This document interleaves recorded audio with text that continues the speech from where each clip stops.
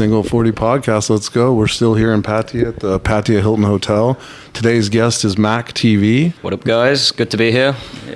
So, Mac, we're excited to sit down with you. We've traveled to Thailand a few times. This is our third trip, and you're one of the guys' videos we watched before we came. Yeah. So nice. When we got into the podcasting and created this mobile international podcasting we've been up to, we quickly reached out to you when we knew we were coming back, and you said yes, and so here we are. So yeah, it was a couple of months before you actually reached out to me until we're here today, wasn't it? Yeah. I think I reached out to you in January. Yeah. And it's March now. Yeah. So yeah, man, good to be here. Yeah, we were excited to get you on. So what we like to do is just get into people's stories of how they got into YouTube and how they got to where they're at. Sure. Obviously, you're living in Thailand now, making a lot of cool content in Thailand. So let's start from the beginning, like born and raised, and you just go from there. Sure. So I was born and raised in the UK. I did a lot of jobs growing up. I wasn't really that interested in school. As soon as I finished school, I did one day of college, and then I was like, I'm going to work. I want money. So I did a bunch of different jobs, working in restaurants. I worked with my dad. He's got a construction company. I managed some cocktail bars. I built a small online business selling on Amazon. You know, okay. Amazon, right? Yeah, I did that with my friends for a few years. I still run that now. I built an online course, how to sell on Amazon, and then I sold that, my part in the company, and then I used a lot of that money to come traveling with. And then just over 2 years ago, I decided to, about 3 years ago, I started buying all my equipment, cameras, MacBook, GoPro, just getting ready for the move, basically. This was all during pandemic, yeah. And I saw these other YouTubers out there, and I was like, you know what, I know a thing about making videos. I'm sure I can give this a shot. Cool. Oh, yeah. And I actually took a YouTube course as well. So one of my favourite YouTubers at the time just brought out a course. I was like, this is perfect, you know. So I learned a lot from him, and I took that course, and it was the best I think I only spent £18 on Udemy. It was the best £18 I ever spent. This guy used to work for a TV production company, had a YouTube channel, really good at video editing and stuff. And I made the move here, started making videos, and I haven't stopped. No, that's awesome. So when you were doing the Amazon stuff, were you making videos for that on how to sell, or were you? Yeah, so I made like a whole course, filmed it, edited it with my two friends. That was what sort of like my role in the course creation. They was more of the brains behind it. I was the course like builder. Okay, cool. Oh yeah. So the course you got into, was it online or in person, or? Yeah, it's online. They do webinars and stuff like that now. I'm not part of that company anymore. I do have an affiliate link, but I don't really have much to do with it because I took a buyout. So the YouTube course you took, what about that one? That was an online thing, or in person? on Udemy. That was online, just how to make thumbnails and how to create your YouTube channel the correct way, A to Z. Yeah, no, that's really cool to hear, especially since you attribute a lot of your success to learning how to do that. Yeah, because a lot of people they look at my videos and like, wow, he knows everything. And maybe I could say I didn't take a YouTube course, but I've got nothing to hide. Do you know what I mean? It's cool. No. You know, and for anyone out there that does want to do YouTube, I do recommend taking one of these courses, because so many people start a YouTube channel, they go in blind, and then they're thinking, oh, what have I done wrong here? That's us. I mean, we've been learning for the last year. Totally blind. Yeah. And it really, really does help. But a lot of people don't think about doing that. No, it's really smart. It's really good advice, and I'm glad you shared it, because something we noticed about you've been quickly successful, right? Mm-hmm. I mean, from what I saw, you've been making videos for about 2 years, and you just said that. Yeah. Well, actually, I stopped for a whole year when I was working at the bar. Okay. So I came to Thailand. I did 6 months of traveling. Went to every corner of Thailand I wanted to, pretty much, all up north, down south, around the islands, all over the place. And then I came back to Pattaya, got a job in the bar, and then I was working there 6 days a week, drinking every day. So I didn't have time to make videos. I think I made 2 videos in a whole year. Okay. And when I got fired, when they fired everyone at the bars, I just went back to YouTube. So if you look at how long I've actually been posting for, it's only just been over a year, maybe about 13, 14 months. That's awesome. That's awesome, because your success is that, 44,000 plus subscribers, and that's mostly in a year? Yeah, well, just over a year, yeah. Good shit, man. It's, I think a lot of my subscribers I obviously worked at the bars because when I was making YouTube in the beginning, it was okay. I didn't really have much growth. And then I stopped, and then I made some videos about what it was working like down on Soy 6 in the bars, and everyone seemed to love that sort of content. You know, to my knowledge, there's not been like a good YouTube creator making videos about working in Soy 6. And my first video went like viral working in Pattaya Soy 6. What's it really like? It got 100,000 views really quickly. And I think it's because there was not another video online about that. No, definitely. And just hearing you say, like, I didn't really realize expats and foreigners work in the bars. Yeah. Well, what were you doing there? Like managing it? Yeah, so the whole system down there has changed now. I've spoke about this in other places, but I was manager of... I've worked in about 20 bars, but I was manager of one for 6 months and another one for about 7 months. And it was just my job to turn up every day, take care of the social media, getting pictures of all the girls, posting them on Facebook, Instagram, Telegram, Line, Discord, 7 Facebook groups, watermarking all the photos. That was a big job, the social media part. So turn up to work, do that for about 30 minutes, an hour, depends on how busy you are. Do all the building checks, make sure, you know, there's no damages, any stuff like that, any incidents the night before. Making sure all the girls are ready, got the correct uniform, stuff like that, and just taking care of the customers, making everyone feel welcome, make sure there's no dickheads in the bar. And yeah, that was basically my job for a whole year. Wow, you must have some stories. Got a few. I can imagine. No, that's pretty cool. So the first video you made that went big was basically what's your experience working in the bar? Yeah, it was titled "Working in Pattaya Soy 6. What's it really like?" And that was just a video of my whole experience working there, like what I thought about it, what the job entailed, stuff like that. That's pretty cool. Yeah, check it out. I watched your one video. I think the first one I saw was the 25 things about Soy 6. 25 mistakes to avoid in bars. Yeah. That's actually my best video. It's nearly 1 million views now. Did really well, that one. I think that's where a lot of people came from. Well, I mean, there's a lot of good advice in it. I mean, a lot of it's common sense. Like, don't be an asshole. Don't try to rip people off. Don't be sick in the bar. Yeah, you know. But I mean, some people need to hear some of that shit. But it's definitely informative. So when you started, did you have any idea that you were going to be making videos about Pattaya? Or you just how did it all come to life? Well, my original plan was like, I'm going to go travel Southeast Asia. I'm going to be one of these travel vloggers and go visit Cambodia and Bali and, you know, all these crazy places. But I came to Thailand and I just felt so comfortable here and everything was so easy. And I already built up a little social network here pretty quickly. I knew a few of the other YouTubers. I met them. And it just seemed, you know, a lot more easier to stay and make a life in Thailand. I thought if I'm going to go travel here, my money's going to run out quicker. And it's going to be harder for me to build a life if I'm just moving around constantly. Yeah, it's like a nomad lifestyle. I mean, if you've got a lot of money in the bank, it doesn't matter. But I had about 15 grand pound. And, you know, that only goes so far when you're non-stop traveling. Moving around all the time. Yeah. Well, the one thing, I mean, about Thailand is it's like the world's playground, right? And it's a huge market for tourism. So making videos about Thailand is, you know. Yeah, well, it's the most visited country in the world, right? So no, definitely. To me, that says there's most people are looking on YouTube to try and find out what's going on here. Definitely. And that's, I mean, we fell into this thing not by plan, our channel and whatnot, but we mostly go to the Philippines, and we one of the reasons we wanted to come back to Thailand and film is because of that reason. It's like a much bigger market, you know, and a lot more going on here. Yeah, definitely. So out of all, like, what are the videos you really enjoy making, you know? Because you do a lot of different things, I've noticed on your channel, like the challenge videos and the, you know. Yeah, so I've done a lot of bar videos. I've done a lot of advice videos about girls. I'll be honest, those videos are fun to make, but they're not my favourite. I just like, it's hard to say really. I like all of them. I like making videos. My favourite one, say if I go on holiday with my girlfriend, if I get to Koh Larn or if I've been somewhere nice, you know, we take like a travel holiday video sort of thing. Those are the ones I enjoy making because it's like the video makes itself. I'm already doing it. I haven't got to put any thought in planning process.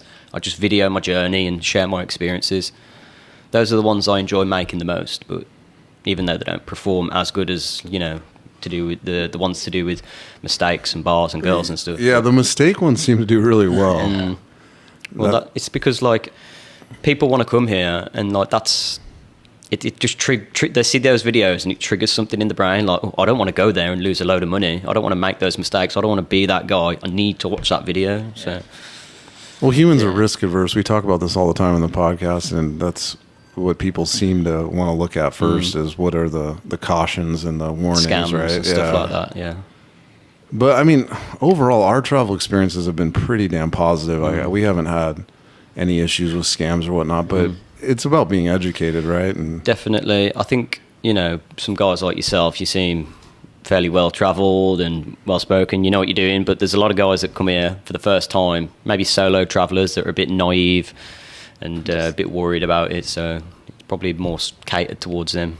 No, definitely. I mean, solo traveling, I've never done it, honestly, and that's a different beast. I mean, strength in numbers, right? Like, if you have a lot of people with you, you're obviously safer and you got more perspective around what's going on. But yeah, the solo travelers definitely need to be careful and get educated before coming to a place like this. And not to say that there isn't scams and whatnot, but I mean, our thing that we've always had success with is, and you've probably seen this working in the bars and dealing with customers, is we always try to take care of everybody that's working and respect everybody and spend money and have a good time. And in turn, you know, they take care of you and they, you know, you have a good time. It works both ways. Yeah. I mean, when it comes to like customers, like, I mean, I can't even imagine like the bullshit that must happen. Yeah. So I've made a video on this, like, I think it was called Badly Behaving Tourists in Pattaya. That video did pretty well as well. Some of the experiences, it's mainly the idiots are the ones that get too drunk and they don't realise how big the bill is. And it gets to the end of the night and they're like, oh, I'm not paying that. I didn't order that. And it's like, regardless of like what's happened, that's your bill. Do you know what I mean? But like, I'm not going to backtrack 30 minutes through his memory to say that girl over there asked you for a drink. You went like this. Yeah. It's just never going to like process in his head. And then they're trying to fight there for 30 minutes and explain. And then it's causing a big scene in the bar. Everyone else is looking. Some of the people are leaving the bar. So you just call the security basically. And the security come and deal with it. But I've seen a few times when, you know, things have got heated. They've took everyone out the bar. They've actually closed the shutters down and Jesus. I can imagine that. Yeah, that's gotta be like, wild. When they downright refuse to pay, that's when problems start. Well, I think in the 25, you know, things to watch out for, whatever that video you made, the biggest piece of advice that I thought was the best for somebody coming here, especially if you're on a budget, is to look at the tab, the bin, you know? Yeah, and, after every drink, definitely. Yeah, and not necessarily because you're going to get scammed, but it's just a lot of people, like you said, they get naive and they don't understand the game, you know, and the girls' drinks are obviously more expensive, and, you know, the girls are very, I mean, they're trying to make money. I understand it, and so they'll try to get you to buy drinks, and if you're not conscious of it, like, you can bring up a really big bill. And back when we first started traveling, and we didn't have, you know, the finances we have now, like, we used to watch that thing like a hawk, because we'd end up spending, you know, a ton of money. Yep. And we wouldn't want to be the guy at the end of the night that doesn't have the money on us, you know, so we'd always be checking it to make sure. I mean, like, for some people, if they're spending the money and, you know, it's just one girl, it's not too bad. But it's like when a girl brings a friend over and her friend comes over and they all start taking advantage of this one guy. Like, some guys will come in with a lot of money, start flashing his cash, and then the girls are talking to each other like, hey, come on, let's all go. And then before you know it, this guy's got 10 girls around him and he's asking them all for drinks and he's saying, yeah. And I've seen it 100 times. And then at the end, the guy's like getting angry at me and I'm like... So stupid. So stupid. I just don't know the game, man. Yeah, I mean, unfortunately. It's just people that come here and they're blown away by these hot girls and, you know, they're looking hot and they're all giving him so much attention and he's just like flabbergasted. I mean, it's definitely a trip, right? Because it's like an alternate universe, you know. Because I've never been to, you know, England, but the U.S. I mean, you're not going to get that type of attention. I mean, it maybe in like Vegas, if you're dropping hundreds of thousands of dollars, you get like that type of attention. But this world in Southeast Asia is just so different. The game is just different, so it can be overwhelming. And you know, a normal guy sits down, he's not used to girls approaching him like they do here, you know. So it's like it's a totally different environment. And I can see how guys get confused or get out of line real quick.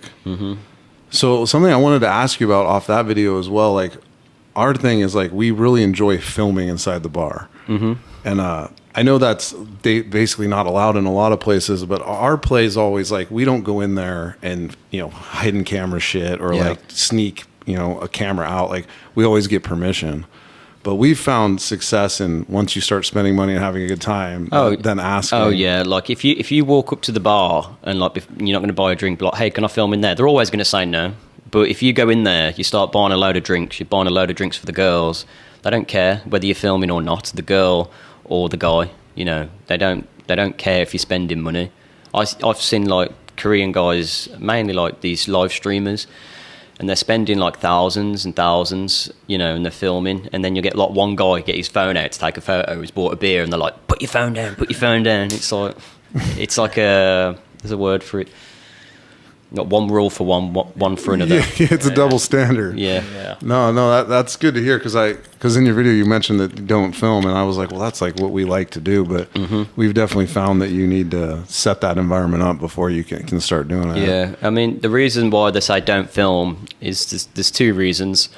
One, because some of these girls have got boyfriends in other countries, sponsors and whatnot, and sometimes these girls. Boyfriends and stuff, they see themselves on these videos and they're like, hey, you told me you stopped working at the bar and stuff like that. And then this girl's going to get angry. She might leave the bar and that bar will lose money then. Yeah. And the other reason is... the customers. Yeah. So like, Larry or whatever, he's come here, told his wife he's in Bangkok for a few days. and then his wife sees him on YouTube on a MacTV video or something like that. That's awesome. Which is unlikely, but it's happened before. Of course, yeah.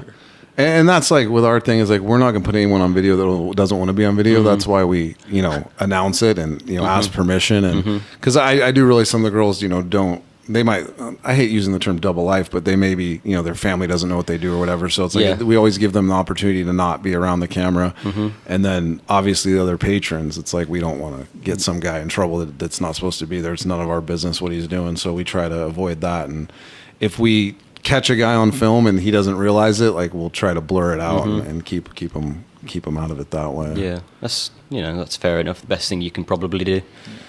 But we found there's not a lot of videos inside the bar, and that's kind of what we wanted to show it. To show like how, and we try to bring positivity, right? Like we want to bring a good time and show people how to take care of everybody working there, and that's the message we're trying to spread.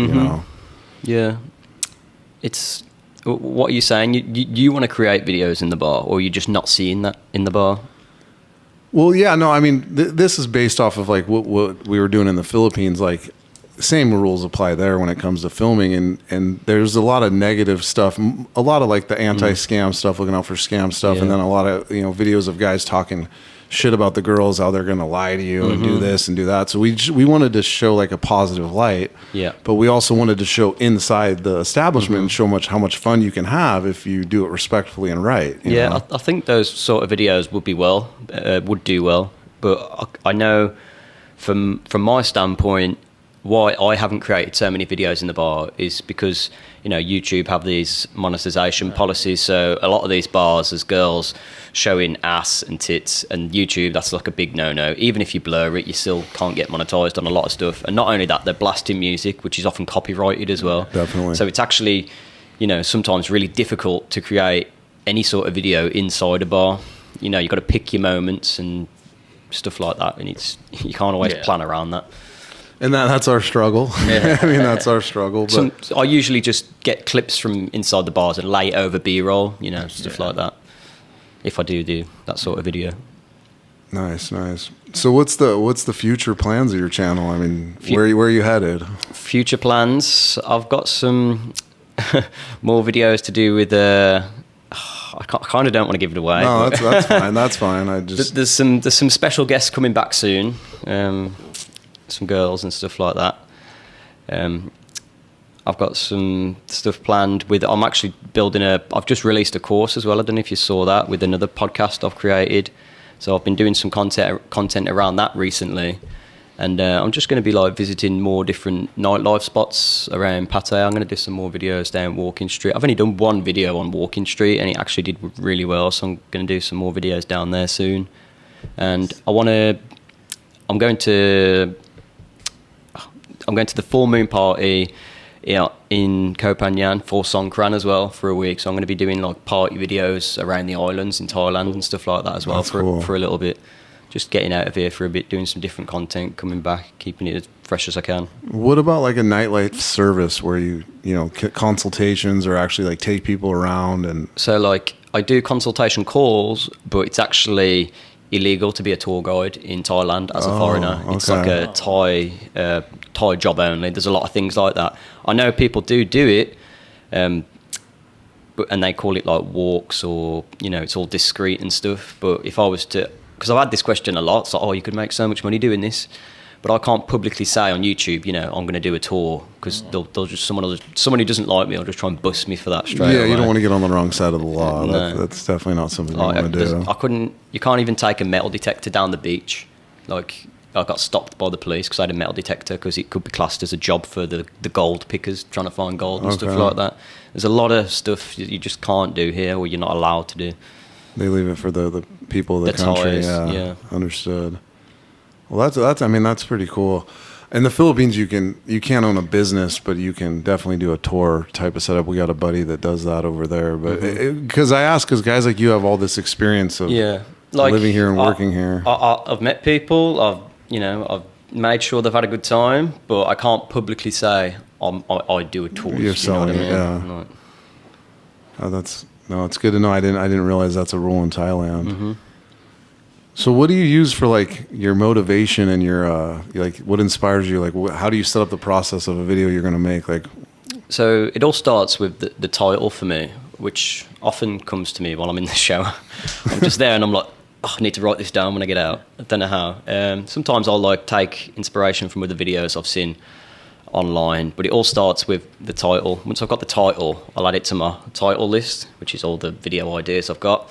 And then depending on how I'm feeling, what stuff I've got going on that week and how big the video is going to be, I'll try and slot because each video takes a certain amount of work. Some videos take 4 days, some take 2 days. So I'll just take a title, which is a video idea, and slot it into that week. And then once I've done that, I'll go out filming. If it's a big video, it'll be 2 days of filming, 1 day talking to the camera, 1 day shooting B-roll with the GoPro, with my phone and my drone. So that can be 2 days, get all that out, get it all done, running around the city. That's pretty, like the easy part really. And then get back to the room, move the files, which can sometimes take up to an hour. Once the files are ready, I'll find the music, 30 minutes maybe, find some good music. I usually use about 4 or 5 tracks per video, different bits, and then just throw it all into Final Cut and start with the intro. Intro takes the longest. Can sometimes take me 30 minutes to an hour just to do the intro, and then after that it's a bit more easy and flows a bit better. Download, upload, post-upload. Yeah, all that process can take anywhere from like 3 to 4 days or 3 days, depending on how big the video is, like I say. Which is, quite a bit of work, because you've probably seen in my videos, there's a lot of cuts. Like sometimes less than every half a second, I'm cutting something in and out while I'm talking, because I'm watching my videos. I don't know if it's something to do with my attention span, but I'm watching it and I'm like, oh, that was boring then, but it's only been like a second, and like my brain's like, cut it again, and that's why it takes so long. No, it definitely shows in your videos. You do like intensive editing. Like that's something we notice is there's a lot of cuts, but I mean it makes it flow well. I mean I've noticed. I mean people that go through long drawn out spells, it's like harder. It's hard. I'm like you. I have a short attention span, so like I enjoy your videos for that, because it's I don't want to say jumping all over the place, but it's like continuously engaging. Yeah, it's probably the right word for it. It's not for everyone. Like I get a lot of comments like, oh, why do you do all this zoom in, zoom out? And like, I had one yesterday. It's like, I love your videos, but please don't cut yourself off at the end. And like, I get this one all the time. So I do that on purpose, because it snaps the retention back. Like it didn't finish what I was going to say. It says, look, they're like, what? And then I always get a comment like saying, why did you cut yourself off? What was you going to say? And like a comment back saying, because it makes you comment and you add to the algorithm. That's why I do it. That's fucking awesome. That's a good hack. No, that's good to hear. Where do you make the thumbnail in your process? Because there's a lot of different advice out there on that. Thumbnail I do on Photoshop. But at what point in the video do you make it? Like you said, you start with the title. I've heard guys start with a thumbnail and then make the video. Like, where do you? No, I usually do the thumbnail after the video, and I do that in Photoshop. Just set up my lights and my camera in my room. I just use my iPhone like selfie camera for that, and then I run it through a few different processes. I actually use a little bit of AI on my thumbnails to AI my face, like make it look a bit more animated, but not a lot, just a little. Sometimes this can take me 3 hours to do a thumbnail. Really? Yeah, just so many different little things: the contrast, brightness, vibrance, sharpness, shadows, exposure, gamma, like every little thing. I just sit there. I usually have a little smoke, and I'm just like, I like doing the thumbnail because it's a lot more relaxing, than having to like edit. I don't have to think as much.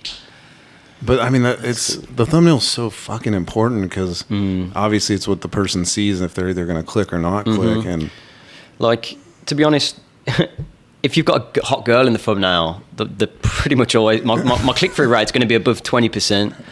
But nowadays, I'm trying to not do as much as the hot girl in the thumbnail content for like multiple reasons. One being, I don't want my core audience to just be like, oh, where's the hot girls, where's the boobs, do you know what I mean? Because every time I make a video about something not about that, something that I'm passionate about, maybe I want to make a video about some food or something else, then nobody watches that videos. So I try and make some videos that I'm passionate about, and people don't always click. So I have got some videos like that planned in the future, but if you've got a hot girl in the thumbnail, it's always going to get clicks. Well, you're totally right, and we've ran into this problem. It's like once you get that community of guys that are just looking for that, that's all you're going to get. And then, like you said, you make another video about whatever, eating or traveling, and then it's like it doesn't seem to get the attention. That's the trouble. That's like the big game with being a YouTuber in Pattaya, and in Thailand, and I've spoke to other YouTubers about this. There's another really popular YouTuber called Keys One. You might have heard of him. Yeah. And I used to, well, I still do. I used to watch a lot of his videos and stuff. I actually went to his meetup the other day in Pattaya, and we were talking about this. Like, you want to get to the point where you don't have to make sure you've got a hot girl in the thumbnail. Because I'm not going to be wanting to make every single video about that. And if I want to make a video about something else, I can't always put a hot girl in the thumbnail, and then you're not going to get as many clicks. But it's more about like storytelling. I think it's more important, and just having a good video that doesn't revolve around girls all the time. As much as I do want to make those videos, and they're the ones that bring all the money and the views in, it's not all about that. Yeah. I mean, you got to branch out and do stuff you like making. You know, you can't. I mean, it can't all just be about that. Yeah, and it's like, my life. It makes me look like I'm obsessed with like Thai girls. Do you know what I mean? And I love Thailand, Thai girls, whatever. But of course, I do have interests outside of that stuff, the industry and whatever. No, it's good to hear, because that's something we've not looked at, but like struggled with, is how do we branch out, and because we want to do a lot of like travel stuff plus like positive mindset stuff, and I like that stuff too, and take the channel in that direction. But I mean, for us, it's like trying to create like a brand, of something that's interesting for people that not just the girls, like traveling and changing your life and stepping outside your comfort zone and whatnot. So that's good advice and good to hear. No, it's funny because when we sit down and talk to people like yourself, it's just it's so fucking interesting to. Yeah, you just never know like their story or what's going on. Yeah, and then just to hear you talk about all that is like, oh, dude, that's the same thing we're thinking about. Like it's good. It's on everyone's mind. Yeah, no, it's good to hear. I had a question when it came to like the YouTube like course. You recommend people doing that, like that are starting, or? Yeah, I'd definitely recommend. Just like there's even things with like creating your channel in the right way before you even post a video, like setting up all your key back end keywords and stuff like that correctly. There's YouTube courses out there. They're only like $10. You know what I mean? Yeah. And the value that you can get out of those courses if you're creating a channel is really good, because when you start a YouTube channel, you want to, it's like a video, you want to start it with a bang, do you know what I mean? And you want to make it as best as you can from the get-go, because when you've uploaded 10 videos, you can't go back to your first video and start things again. So I would recommend anyone out there looking. There's some really good, there's the best one is called Dan Britton. He's the second best course seller on Udemy in the whole world, and he was a Thailand content creator like 5 or 10 years ago. He used to hang about with Keys One. You might know him, Dan the man. It sounds familiar. Dan the man in Thailand. He used to do YouTube here. He killed it, and then he had some problems with monetization, and then he went to creating courses, and he's all just course side of things now. Oh, that's cool. So that's the one we should put the link in our No, thing. definitely. I've always wanted to, I mean, I'll, research stuff on YouTube about, content creation. There is a lot of good stuff on YouTube as well, obviously. But I think when you buy the course, it's like, right, I've spent money on this now. I'm gonna lock in. Yeah. You know what I mean? Yeah. Like if you just watch a YouTube video, like, skip that bit. Oh, I don't need a lot to of the know that. information is, it's all Repetitive. Yeah, repetitive. But it's like you said, if you invest money in something, you want to make sure. Because I mean, we're at a point too where we're doing this, but we're on our vacations, and we want to make get to, the level you're at, where you're basically you got this full-time plan. job, yeah. And it's real. I mean, you shoot the video, you edit, like all that stuff takes time, so Definitely, yeah. and it's good to hear, the process. That's what's cool. So you mentioned back-end keywords. Explain that to me, because I'm a novice for the most part, but So like, I think this is like ties into like what I did with Amazon as well. You've got like keywords like Bangkok street food, Pattaya, like walking street. There's sections on like settings on all the if you dive deep into the back end settings on your YouTube studio desktop, and you can fill in all this information on there. You may have seen it. like the tag words. Tags are what you put in a video, so like Okay. every video. But like you've got like channel back end keywords as well, which is like an overall keywords that associate with your travel. So you could have like podcasts, lifestyle, mindset, stuff like that. You can use different softwares online that give you the most relevant ones for your channel, or you could just ask ChatGPT, say, I've got a podcast channel, I talk about this, this and this, give me 50 channel keywords I can put into the back end of my YouTube. That's what I'd probably do. Because I don't think we've done that. I don't think so either, dude. To be honest. We just learned that from him. Little things like that help. Yeah, definitely. And that's stuff you could add to existing videos, or is it? Yeah, something- like you can add tags to that. That'll be on your overall on the back end. Yeah, studio but side, like okay. tags you can go back and edit anytime. Okay, yeah, we got definitely. I don't think we've done that. So We've done the tags, but we haven't Yeah. done the back end stuff, Yeah. the channel words he's talking about. yeah, there's a ton of stuff on the studio side of it. Yeah. That you, If you got a laptop, I'll show you in 5 minutes when we finish. Perfect. Awesome. Appreciate it. No, that's fucking cool, because this guy's dialed in. I mean, dude, like just within a couple minutes, you're just talking about like your process. I was like, holy shit. Yeah. No, it's good. It's good information, and it's great meeting people. Yeah, That's why we do this. happy to share it. So your channels, 44,000 is insane for just a year. It's surprising, to be honest. Like, Is it? there's been YouTubers in Pattaya. I don't know if you've seen the other ones that buzz in Pattaya. Like he's been here for 10 years and he's just gone over 100,000. And I'm thinking, like, if I get a bar, which I'm planning on doing, by the way, in a Opening couple a of months, bar. yeah, Okay. can talk more about that. I think I could surpass that maybe one day if things keep going the way they're going. No, definitely. How quick is your growth, like, on average? It's slowed down a bit recently, but every month, it's a couple of thousand subscribers every month. That's awesome. Every 3 months, usually I get another 10,000 or 3. It changes a bit. But since I've stopped doing so many videos down Soy 6, it has slowed down a bit. I'm not going to lie. Yeah, of course. But, like, back to the thumbnail thing.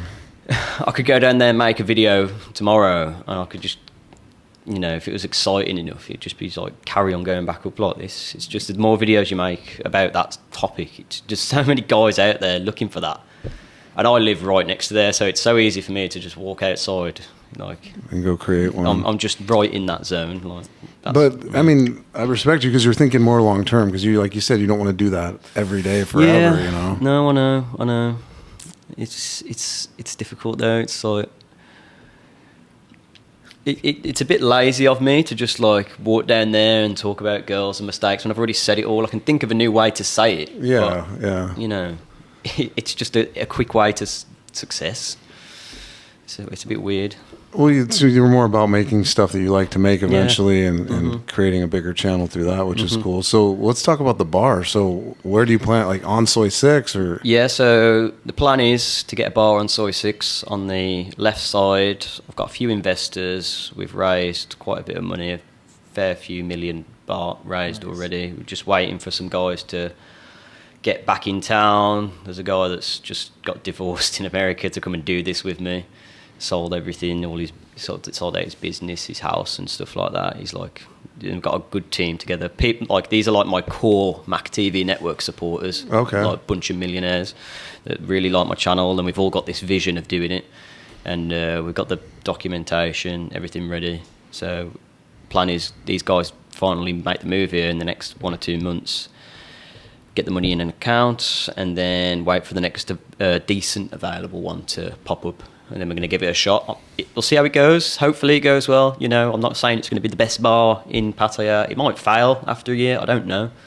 But I'm trying to do as much things as I can, because as you know, like I can't just rely on YouTube. You know, one day YouTube might not be bringing enough money, you know, so I've got this course, I'll get a bit of money from that, I'll get a bit of money from this. I've got to try and do like 10 things, and maybe like 3 or 4 of them will work. Yeah. You know, to try and make a successful life out here. Create every revenue stream you can. Yeah. Right? So, but I'm hoping, you know, it'll all go well. I'll be managing there for, I made the agreement as well that I'd work 4 days a week for 4 hours, because I still need time to make videos, and I want to look after myself as well, because working in the bar, it's draining on you. I can imagine. Yeah, I used to drink a lot in the bar, and I think I'd probably be drinking just as much, if not more now. Just people coming to see me from YouTube and stuff like that. Yeah, that lifestyle will kill you eventually. You got to watch out for that. So are foreigners allowed to own businesses here, or do you have to have a Thai partner? Yeah, or? you have to have a Thai partner and stuff like that, but it's all set up the right way. I've got like a good business broker here called Patrick, who's set up like hundreds of bars in this city. He owns bars. He knows how to go about things the right way. Nice. He knows the right people.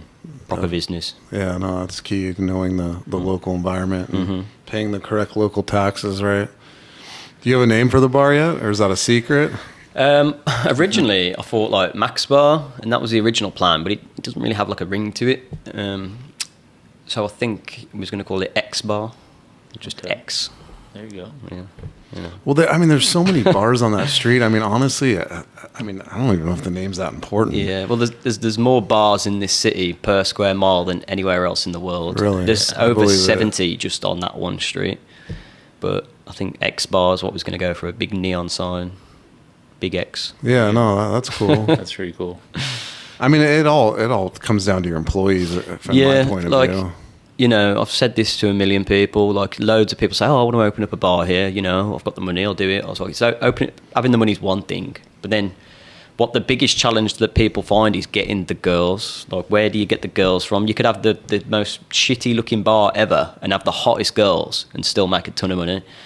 So it's getting the girls. It's the difficult part, because most people open up bars here, and they get the way they get the girls is from other bars, and then what you're doing is you're poaching and you're making enemies. Yeah, you don't want to do that. And you don't want to do that, no. So it becomes really difficult. I know a lot of the bar managers in this city are just banned from other bars. People only stick to their own bars when they've got like their bars, their bar managers or whatever, because they think they're poaching girls. You know, I've got my own bar, and I go drinking in some bars on LK Metro. I start talking to some girls there. The bar manager's going to look at me and be like, "Oh, he's taking girls over there." Get out of here! Yeah. And that happens all the goddamn time. So that's where it becomes difficult, when you got to get other people to do your work and stuff. Like.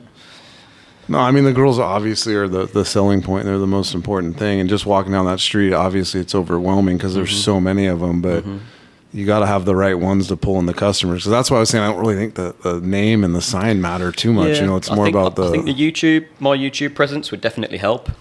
You know, people coming to see me, especially if I make videos like, "Oh, I'm opening a bar, come see me." Oh, you know? that whole series will be big. Yeah, you know? like I get like stopped on the street like sometimes 20 times a day if I go out on the night, and that's just by people who've randomly seen me. So there's probably another, you know, however many that haven't seen me that would come and say hi. And if all those people have seen that YouTube video, right, they've got somewhere to find me then, haven't they? Yeah. So they'll just get funneled into the bar. That's good. Is there anyone else doing that? There's two other YouTubers who've got bars in Pattaya, Buzz in Pattaya. He's like an older guy. He's like 60 something, I think. But might be 50 something. I don't know.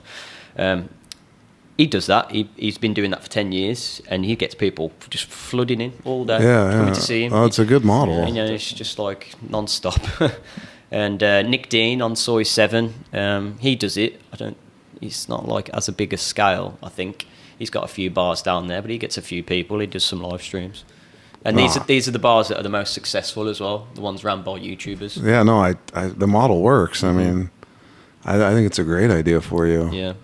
I mean, you already got the big channel with a lot of people that are looking towards it. So that's like the future. That's the vision. Do you know what I mean? Yeah, that's good. No, that's a good vision. That's a great idea. So how do you actually get girls? Like where? Like just sign for hire? Or like? Yeah, you can put advertisements out on Facebook and you can make flyers, but I don't think that's a very, very good way of doing it. Mainly Facebook, social media, and just word of mouth. You know, if your friends know some friends, I know a lot of girls in the city, I could probably put something on Facebook, get a few. My girlfriend knows a few friends, her friends know friends. You just, if you live here for long enough, you just know people. Like for a guy that's just coming off the plane, opening up a bar, it would be very difficult. I can imagine.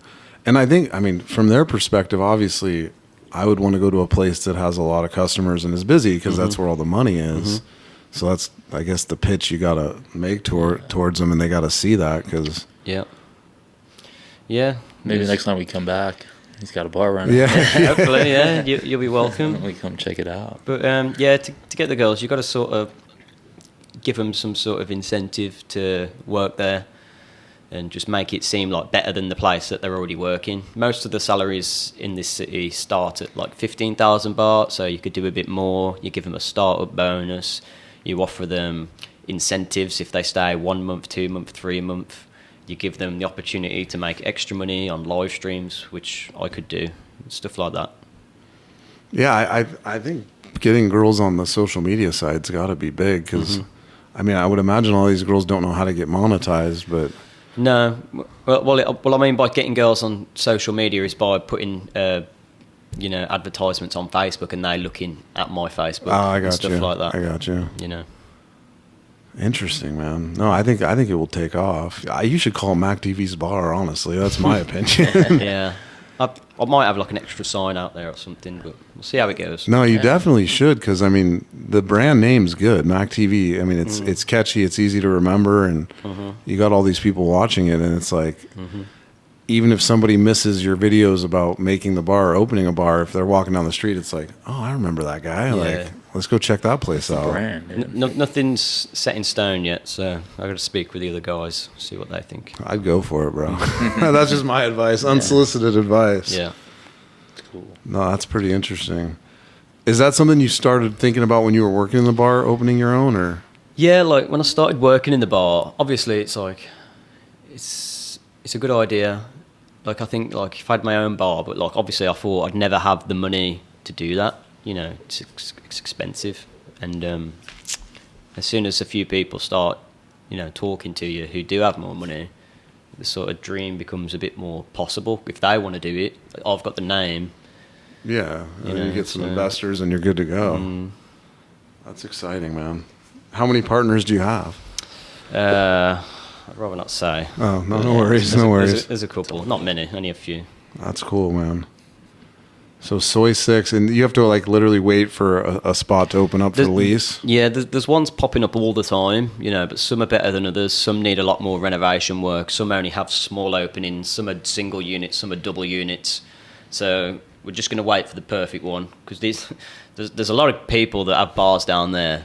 Guys come into the city like we just spoke about, and they're unsuccessful. And within 6 months, that bar's gone again. There's 70 bars down there, so every couple of months you see another one up for sale, another one up for sale. So we're not rushing into just getting the first one we see. It's got to be the right size unit, everything the way we want it, basically. Definitely. I mean, for us, like we're walking around last night. I think there was like 6 or 7 of us, and I mean, to me, they're all the same in the fact that it's like they're all small little spaces with girls and. Obviously, the girls are getting your attention, but I'm always looking inside to see if there's room for 6 people to sit down and like, oh, that place is too crowded. That place is too crowded. All right, there's one that's got a seat, and that's what would drive us inside. But obviously, from the outside looking in, you want to keep all your seats filled so you're making money, right? Yeah, definitely. No, that's badass, man. So are you plan on doing like a series of opening it and like going through that whole process? Like, I would. As soon as like, we know it's a go, I'm going to be like, I'm opening up a bar in Soy 6 or whatever, and then, do a video of like renovating it and then like talking about the opening, because I want to build up hype, you know what I mean? I'd do like a whole few videos building up the hype, so when it does come, there'll be a bunch of people coming on the first day, do a video like meet the team, do all sorts of stuff. Definitely. Yeah. Do you ever think about possibly filming like when you're interviewing people to work there? I don't know if they're okay with it. I'm not too sure about that. I think some people don't want to be on video if they're not going to gain anything so much. Do you know what I mean? Yeah.